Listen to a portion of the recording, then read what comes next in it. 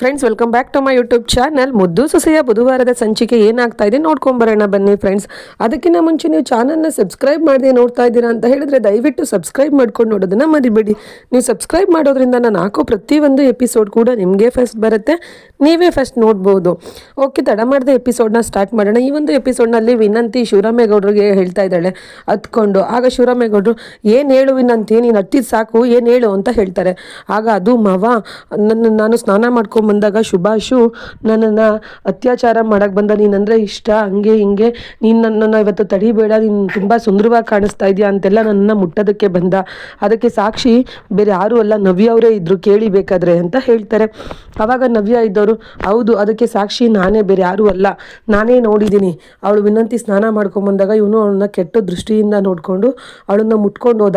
ಅಷ್ಟೇ ಅಲ್ಲದೆ ಅವನು ಇನ್ನೇನು ಹೇಳ್ದ ಅಂದರೆ, ನನ್ನನ್ನು ಮದುವೆ ಆಗ್ತಾ ಇರೋದು ಅವನು ನನ್ನ ಮೇಲಿನ ಪ್ರೀತಿಗೋಸ್ಕರ ಅಲ್ವಂತೆ, ನಮ್ಮ ಅಪ್ಪನ ಆಸ್ತಿಗೋಸ್ಕರ. ಒಬ್ಬಳೇ ಮಗಳು ಇವಳನ್ನ ಮದುವೆ ಆದರೆ ನನ್ನ ಆಸ್ತಿ ಎಲ್ಲ ಅನುಭವಿಸ್ಬೋದು ಅಂತ ಹೇಳ್ತಾ ಇದ್ದ. ಅದನ್ನು ನಾನೇ ಕೇಳಿಸ್ಕೊಂಡಿದ್ದೀನಿ ಅಂತ ಹೇಳ್ತಾಳೆ.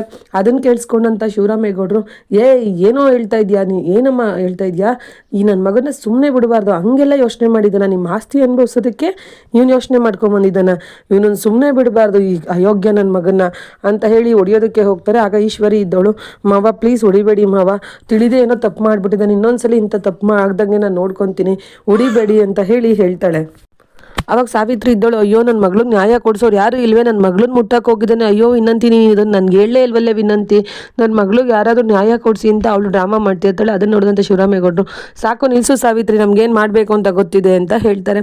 ಅದಾದ ನಂತರ ನವ್ಯ ಇದ್ದವಳು, ಇಲ್ಲ ನಾನು ಈ ಮದುವೆನ ಕ್ಯಾನ್ಸಲ್ ಮಾಡಲ್ಲ, ಈ ಮದುವೆ ಆಗೇ ಹಾಕ್ತೀನಿ ಅಂತ ಹೇಳ್ತಾಳೆ. ಆಗ ನವ್ಯ ತಂದೆ ತಾಯಿ ಇದ್ದವರು ಸಂಪತ್ ಅವ್ರು ಹೇಳ್ತಾ ಇದ್ದಾರೆ, ನೋಡಮ್ಮ ನವ್ಯ, ಇಂಥ ಅಯೋಗ್ಯ ನನ್ನ ಮಗನ ನೀನು ಮದುವೆ ಆಗೋದ, ಲುಚ್ಚ ಲಫಂಗ ನನ್ನ ಮಗ, ನಾವೇನೋ ಒಳ್ಳೆ ಹುಡುಗ ಅಂತ ಅನ್ಕೊಂಡು ಬಂದ್ರಿ, ಇವ್ನು ಇಂಥ ನನ್ನ ಮಗನ ಮದುವೆ ಆಗ್ತೀನಿ ಅಂತ ಹೋಗಿದ್ಯಾ, ಬೇಡಮ್ಮ, ಇವ್ರ ಸಂಬಂಧ ನಮಗೆ ಬೇಡ, ಬಾಮ್ಮ ಇಲ್ಲಿಂದ ಹೊಂಟೋಗೋಣ ಅಂತ ಹೇಳ್ತಾರೆ. ಆಗ ನವ್ಯ ಇದ್ದಳು, ಇಲ್ಲ ಅಪ್ಪ, ನಾನು ಇವನನ್ನ ಮದುವೆ ಆಗೇ ಹಾಕ್ತೀನಿ, ಮದುವೆ ನಿಲ್ಲಬಾರ್ದು, ಇವನಿಗೆ ಮದುವೆ ಆಗಿ ನಾನು ಬುದ್ಧಿ ಕಲಿಸ್ತೀನಿ, ಇವನು ಎಂಥ ಕೆಟ್ಟ ನನ್ನ ಮಗ ಅಂತಂದರೆ ಹೇಳೋಕ್ಕಾಗದೆ ಹೋಗಿರೋವಂಥ ಕೆಟ್ಟ ನನ್ನ ಮಗ, ಇವನು ನನ್ನ ಮದುವೆ ಆಗಿ ಬುದ್ಧಿ ಕಲಿಸ್ಲೇಬೇಕು ಅಂತ ಹೇಳ್ತಾರೆ.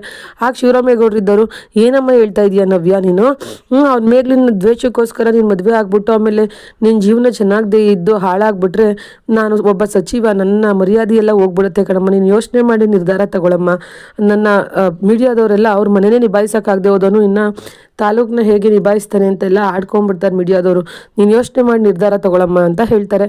ಆಗ ನವ್ಯ ಇದ್ದವಳು, ಇಲ್ಲ ಅಂಕಲ್, ನಾನು ಯೋಚನೆ ಮಾಡಿನೇ ನಿರ್ಧಾರ ತಗೊಂಡಿದ್ದೀನಿ, ಇವ್ನಿಗೆ ಹೇಗೆ ಬುದ್ಧಿ ಕಲಿಸ್ಬೇಕು ಅಂತ ನನಗೆ ಗೊತ್ತು, ಇವನೇನು ಸಾಮಾನ್ಯದನಲ್ಲ, ಹೆಣ್ಮಕ್ಳು ಜೀವನದಲ್ಲಿ ಆಟ ಆಡ್ತಾ ಇರೋನು, ಒಂದು ಹೆಣ್ಣನ್ನು ಇವನೇನಂತ ಅಂದ್ಕೊಂಡಿದ್ದಾನೆ, ಹೆಣ್ಣಿನ ಆಸ್ತಿ ಬೇಕು, ಹಂಗೆ ಹಿಂಗೆ ಅಂತೆಲ್ಲ ಡ್ರಾಮಾ ಮಾಡ್ತಾನೆ. ಇವನು ನನ್ನನ್ನು ನೋಡೋಕೆ ಬಂದಿದ್ದ ದಿವಸ ನಿನ್ನಂದರೆ ತುಂಬ ಇಷ್ಟ, ನಿನ್ನ ನೋಡಿದ ತಕ್ಷಣ ನಾನು ಕಳೆದೋಗ್ಬಿಟ್ಟೆ, ಹಂಗಾಗಿ ದೇವರು ನನಗೆ ಮೋಸ್ಟ್ಲಿ ಅವಳ ಜೊತೆ ಡಿವೋರ್ಸ್ ಕೊಡಿಸಿದ್ದು ಅಂತ ಅನ್ಸುತ್ತೆ, ಹಾಗೆ ಹೀಗೆ ಅಂತೆಲ್ಲ ಹೇಳ್ಕೊಂಡು ಅವತ್ತು ವಿನಂತಿ ಜೊತೆ ಮಾತಾಡಬೇಕಾದ್ರೆ ಅವಳಂದರೆ ನನಗೆ ಇಷ್ಟ ಇಲ್ಲ, ಅವಳ ಆಸ್ತಿ ಅನುಭವಿಸೋದಕ್ಕೋಸ್ಕರ ಮದುವೆ ಆಗ್ತಾ ಇದ್ದೀನಿ ಅಂತ ಹೇಳ್ತಾನೆ.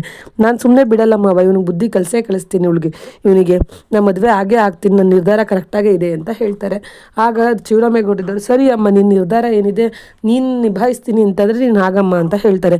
ಸರಿ ಅಂತ ಹೇಳಿ ನವ್ಯ ಮಂಟಪದಲ್ಲಿ ಕುತ್ಕೊಂಡು ಸುಭಾಷ್ ಹತ್ರ ತಾಲಿ ಕಟ್ಸ್ಕೊಂತಿರ್ಬೇಕಾದ್ರೆ ಹೇಳ್ತಾ ಇದ್ದಾಳೆ, ಇದು ಪ್ರೀತಿಯ ಹಗ್ಗ ಅಂತ ಅನ್ಕೊಂಬೇಡ, ಇದು ನಿನಗೆ ನಿರಳಾಗಿರುತ್ತೆ ಅನ್ಕೊಂಡ್ರೆ ತಪ್ಪು, ಈ ತಾಳಿ ನಿನಗೆ ಚಂಡಮಾರುತ ಆಗಿರುತ್ತೆ, ಹುಷಾರ್, ನಿನ್ನನ್ನು ನಾನು ಸುಮ್ಮನೆ ಬಿಡ್ತೀನಿ ಅಂದ್ಕೊಂಡಿದ್ಯಾ, ನನ್ನ ಮೇಲೆ ಇಟ್ಟಿರೋಂಥ ವರದಕ್ಷಿಣೆ ಆಸೆನ ಹೆಂಗೆ ತೀರಿಸ್ಬೇಕು ಅಂತ ನನಗೆ ಚೆನ್ನಾಗಿ ಗೊತ್ತಿದೆ, ನಿನ್ನನ್ನು ಸುಮ್ಮನೆ ಬಿಡಲ್ಲ ನಾನು ಅಂತ ಹೇಳಿ ಕತ್ತಿಗೆ ತಾಲಿ ಕಟ್ಸ್ಕೊತಾಳೆ. ತಾಲಿ ಕಟ್ಸ್ಕೊಂಡಾದ್ಮೇಲೆ ಶಿವರಾಮೇಗೌಡರಿಗೆ, ಅಂಕಲ್ ನಾನು ಸ್ವಲ್ಪ ಏನೇನೋ ಹೇಳಬೇಕು ಅಂದ್ಕೊಂಡಿದ್ದೀನಿ, ಮನೆಯವ್ರ ಮುಂದೆ ಹೇಳಲ್ಲ ಅಂತ ಕೇಳ್ತಾಳೆ. ಆಗ ಶಿವರಾಮೇಗೌಡರು, ಸರಿ ಅಮ್ಮ, ಈ ಮದುವೆ ನೀನೇ ನಿರ್ಧಾರ ಮಾಡಾಕ್ತಾ ಇರೋದು, ನಿನ್ನ ನಿರ್ಧಾರ ಏನಿದೆ ಎಲ್ಲ ಹೇಳಮ್ಮ ಅಂತ ಹೇಳ್ತಾರೆ. ಆಗ ನವ್ಯ ಹೇಳ್ತಾ ಇದ್ದಾಳೆ, ನೋಡು ಅಮ್ಮ, ಒಂದು ತಟ್ಟೆ ತಗೊಳಮ್ಮ, ಖಾಲಿ ತಟ್ಟೆನ ಅಂತ ಹೇಳ್ತಾಳೆ ಅವ್ರ ತಾಯಿಗೆ. ಅವ್ರ ತಾಯಿ ಯಾಕಮ್ಮ ಅಂತ ಹೇಳ್ತಾರೆ. ತಗೊಳಮ್ಮ ನೀನು ಒಂದು ಖಾಲಿ ತಟ್ಟೆನ ಅಂತ ಹೇಳಿಬಿಟ್ಟು ಅವಳು ಮೈ ಮೇಲೆ ಹಾಕಿರುವಂಥ ಪ್ರತಿ ಒಂದು ಒಡವೆ ಎಲ್ಲ ಬಿಚ್ಚ ತಟ್ಟೆನಲ್ಲಿ ಇಕ್ಬಿಟ್ಟು ಇವ್ರು ಕೊಡಬೇಕು ಅಂತ ವರದಕ್ಷಿಣೆ ಕೊಡಬೇಕು ಅಂತ ತಂದಿರೋ ಕಾರ್ಕಿ ಎಲ್ಲ ಅದರಲ್ಲಿ ಇಕ್ಬಿಟ್ಟು, ಅಮ್ಮ ಇದನ್ನೆಲ್ಲ ನೀನು ವಾಪಸ್ ಮನೆಗೆ ತೊಗೊಂಡೋಗಮ್ಮ, ಒಂದೇ ಒಂದು ಇಲ್ಲಿ ಇರಬಾರ್ದು, ಒಂದು ಚಿಕ್ಕ ಇದು ಕೂಡ ಇವನಿಗೆ ವರದಕ್ಷಿಣೆ ಆಗಿ ಸಿಗಬಾರ್ದು ಅಂತ ಹೇಳ್ತಾಳೆ. ಅದನ್ನು ನೋಡಿದಂಥ ಚಿತ್ರ, ಯಾಕೆ ನೀವು ಇದನ್ನೆಲ್ಲ ವರದಕ್ಷಿಣೆ ಕೊಡಬೇಕು ಅಂತ ತಾನೇ ತಗೊಂಬಂದಿರೋದು ಅಂತ ಹೇಳ್ತಾಳೆ. ಆವಾಗ ನವ್ಯ ಇದ್ದಳು, ನೋಡಿ ನಿಮ್ಮನ್ನು ನಾನು ಏನಂತ ಕರಿಬೇಕು ಅಂತ ನನಗಿನ್ನೂ ಗೊತ್ತಿಲ್ಲ, ಆದರೆ ಇವಾಗೆಲ್ಲ ಟ್ರೆಂಡು ಚೇಂಜ್ ಆಗಿದೆ, ವರದಕ್ಷಿಣೆ ಹೋಗಿ ವಧು ದಕ್ಷಿಣೆ ಆಗಿದೆ. ನೀವೇ ನನಗೆ ಕೊಟ್ಟು ಕರ್ಕೊಂಬರ್ಬೇಕು, ಅಂಥದ್ರಲ್ಲಿ ನಾವೇನು ನಿಮಗೆ ಕೊಡಬೇಕು, ₹1 ಕೂಡ ಸುಭಾಷ್ಗೆ ಸಿಕ್ಕಲ್ಲ ಇದರಲ್ಲಿ.